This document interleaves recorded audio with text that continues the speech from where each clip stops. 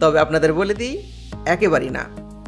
কাঁচ আসলে তৈরি করা হয় বালি থেকে, তবে কোনো সাধারণ বালি নয়।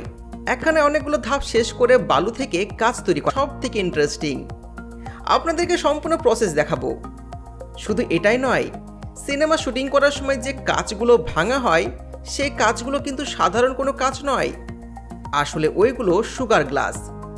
ওই কাঁচগুলো আপনি নিজের হাতে ভাঙলেও আপনার হাত কাটবে না। পৃথিবীর সব জায়গাতেই বালি আছে, কিন্তু সমস্ত বালি দিয়ে কিন্তু কাঁচ বানানো যায় না।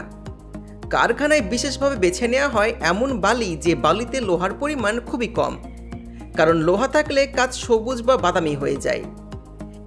একেবারে স্বচ্ছ কাঁচ পেতে হলে লোহার উপস্থিতি যতটা সম্ভব কমানো লাগে। এর জন্য বালি পরিশোধনের কাজ করা হয় বিশেষ মেশিন দিয়ে। বিশাল মেশিনে পানি দিয়ে ধুয়ে বালি পরিষ্কার করা হয়। ময়লা, কাদা আর লোহার ছোট ছোট কণাগুলোকে আলাদা করা হয়। এরপর সে পরিষ্কার সিলিকা বালি হয় কাঁচের মূল উপাদান। এবার বালির সাথে মেশানো হয় আরও কিছু উপাদান। বালি গলাতে হলে তাপমাত্রা লাগে প্রায় 1700 ডিগ্রি সেলসিয়াস, যেটা অনেক ব্যয়বহুল আর সময় সাপেক্ষ। তাই কাঁচের কারখানায় ব্যবহার করা হয় বিশেষ ধরনের চুন, অর্থাৎ সোডা অ্যাসেস। এই চুন মেশানোর কারণে বালি 1200 ডিগ্রির মধ্যেই গলে যায়। সমস্ত উপাদান মেশানোর কাজ হয় অটোমেটিক মেশিনের মধ্যে। বিশাল বড় কন্টেনারের মধ্যে কাঁচা মালগুলোকে ঢালা হয়। মেশিন সঠিক অনুপাতে ওজন মেপে নেয়, তারপর ঘুরতে ঘুরতে একেবারে সমানভাবে মিশিয়ে দেয়। এরপর সে মিশ্রণ চলে যায় ভাট্টিতে। ভাট্টি হলো এক ধরনের বিশাল চুলা, যেখানে সবসময় প্রচণ্ড তাপমাত্রায় জ্বলতে থাকে। চুলার ভেতরে তাপমাত্রা প্রায় 1500 থেকে 1600 ডিগ্রি সেলসিয়াস পর্যন্ত হয়ে থাকে। এই আগুনে ঢুকলে বালি ধীরে ধীরে গলে গিয়ে একবারে ঘন আঠালো হয়ে যায়, তরলের মতন হয়ে যায়। দেখতে যেন ঠিক আগ্নেয়গিরির লাভা। গলানোর ধাপটা কিন্তু অনেক সময় লাগে। এই পুরো প্রক্রিয়াটায় 24 ঘন্টা মতন সময় লাগে। এই চুলা মূলত বিশেষ ধরনের পাথর দিয়ে বানানো, যা এত তাপেও পাথরগুলো গলে যায় না। আর এই চুলা সবসময় চালু রাখতে হয়, কারণ একবার বন্ধ করলে আবার চালু করা ভীষণ ঝামেলা। তাই কাচের কারখানায় চুলা কখনো নেভানো হয় না। এবার আসে কাচকে আকার দেওয়ার ধাপ। এখানে আলাদা আলাদা টেকনোলজি ব্যবহার করা হয়। কাচের জানালা বানানোর জন্য গলিত কাচগুলোকে তরল টিনের পুলে ঢালা হয়। টিনের উপর গলিত কাচ ভেসে থাকে এবং ধীরে ধীরে সমান হয়ে যায়। টিন যেহেতু একেবারে মসৃণ আর সমতল হয়ে থাকে, তাই কাচ সমান সিটে পরিণত হয়ে যায়। এরপর এই সিট ধীরে ধীরে টেনে বের করা হয় এবং ঠান্ডা করা হয়। এর ফলে পাওয়া যায় একেবারে সোজা, মসৃণ, স্বচ্ছ জানালার কাচ। অন্যদিকে বোতল, গ্লাস বা নানা ধরনের পাত্র বানানোর জন্য ব্যবহার করা হয় মোল্ডিং পদ্ধতি। এখানে গলিত কাচগুলোকে ছোট ছোট গ্লোবের আকারে কেটে বিশেষ ধাতব ছাঁচের মধ্যে ঢালা হয়।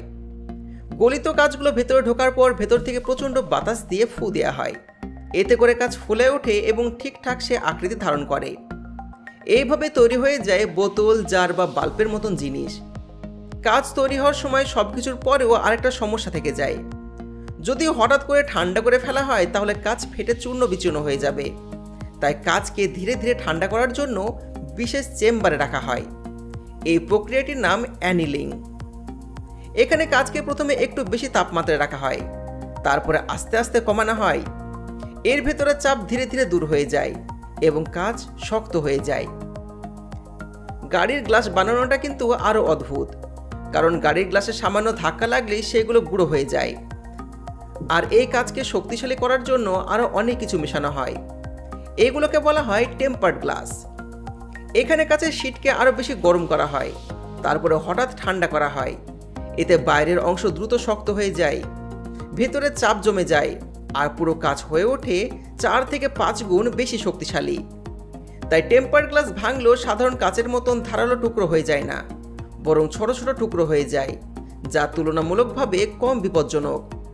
আবার বড় গাড়ির জানালায় ব্যবহার করা হয় ল্যামিনেটেড গ্লাস, যেখানে 2 বা ততোধিক কাচের শীটের মাঝখানে প্লাস্টিকের স্তর বসানো হয়। এতে দুর্ঘটনায় আঘাত পেয়ে কাচ কিভাবে আলাদা আলাদা করে বানানো হয়। এবার আপনাদেরকে দেখায় সুগার গ্লাস বানানোর প্রক্রিয়া। এই প্রক্রিয়াটা আসলে রান্নার মতনই। এর মূল উপকরণ হলো সাধারণ চিনিদানা, পানি আর মাঝে মাঝে সামান্য ভিনেগার। এগুলো একসাথে মিশিয়ে গরম করা হয়। ধীরে ধীরে চিনি গলতে শুরু করে, তারপরে ঘন আঠালো সিরাপে পরিণত হয়ে যায়। যখন সিরাপটা একেবারে স্বচ্ছ ও ঘন হয়ে যায়, তখন সেটি ঢেলে দেওয়া হয় বিশেষ ছাঁচে। কয়েক মিনিট ঠান্ডা হলে সেটি জমে গিয়ে কাচের মতন স্বচ্ছ কঠিন অবস্থায় পরিণত হয়। এ পর্যায়ে রং মিশিয়ে কাচকে সবুজ, বাদামি বা অন্য যে কোনো শেড দেওয়া হয়। সুগার গ্লাস আসল কাজ